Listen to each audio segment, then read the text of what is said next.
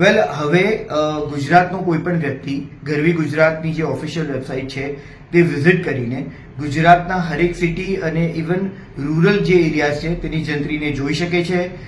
આટલું જ નહીં, બટ અગર એમને કંઈ પણ પોતાના તરફથી બીજા એડિશનલ ઇનપુટ આપવા હોય કે એમને એમની અગેન્સ્ટ કંઈ કમ્પ્લેન હોય તો એ બધું તેઓ ઓફિશિયલી ઓનલાઈન જ રજૂ કરી શકે છે. આઈ એમ ડોક્ટર સ્નેહલ હેમંતકુમાર વકીલના. વેલ, હું એક ઇન્ટરનેશનલ સાયબર ક્રાઇમ લોયર છું અને રેવન્યુ ફિલ્ડ સાથે લગભગ 20 વર્ષથી સંકળાયેલો છું. વેલ, જંત્રીની અગર આપણે વાત કરીએ તો જંત્રીને આપણે ASR એટલે કે એન્યુઅલ સ્ટેટમેન્ટ ઓફ રેટ્સ પણ કહી શકીએ છીએ.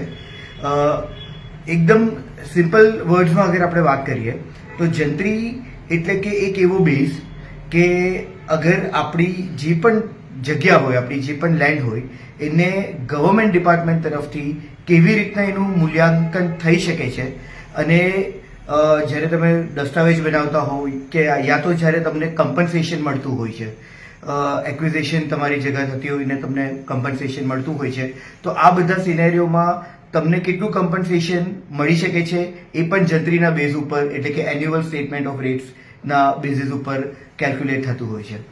વેલ, જંત્રી એટલે કે ASRની અગર આપણે વધુ ડિટેલની વાત કરીએ તો લગભગ 1999માં ગુજરાતનું સૌ પ્રથમ ઓફિશિયલ જે જંત્રી છે તે ડિક્લેર કરવામાં આવી હતી. ત્યારબાદ એમાં થોડા ઘણા અપડેશન 2008માં કરવામાં આવ્યા હતા.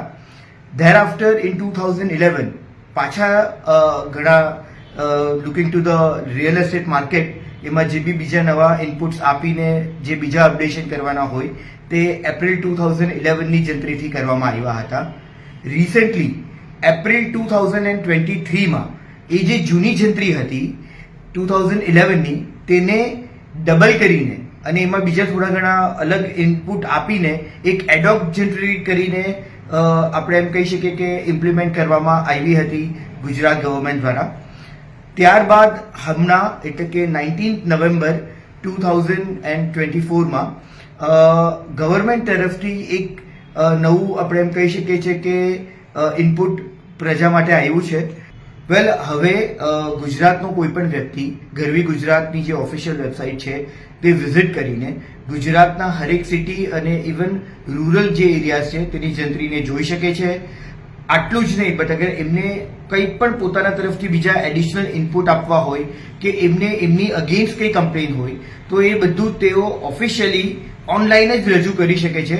તેના માટે એક આખો અલગથી સેક્શન બનાવવામાં આપ્યો છે જેની અંદર તમને તમારી જે આઈડેન્ટિટી છે તે વેરીફાઈ કરીને તમારા તરફથી જે પણ તમને ઇનપુટ આપવા હોય રિસેન્ટ જંત્રીના હિસાબથી તે તમને 20th ડિસેમ્બર 2024 એટલે કે 20/12/2024 સુધીમાં આપી દેવાના રહે છે.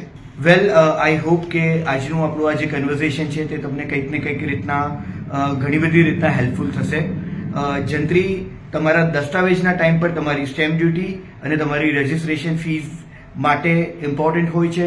આટલું જ નહીં, તમારું લોંગ ટર્મ અને શોર્ટ ટર્મ અગર કેપિટલ ગેઇન ટેક્સ આવતો હોય છે on the basis of selling of your land તો એના માટે પણ તમને જંત્રી જે છે તે ઘણી અગત્યની થઈ જાય છે આપણા બધા માટે.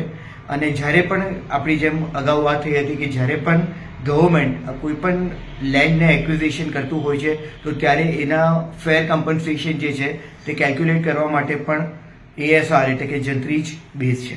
Thank you.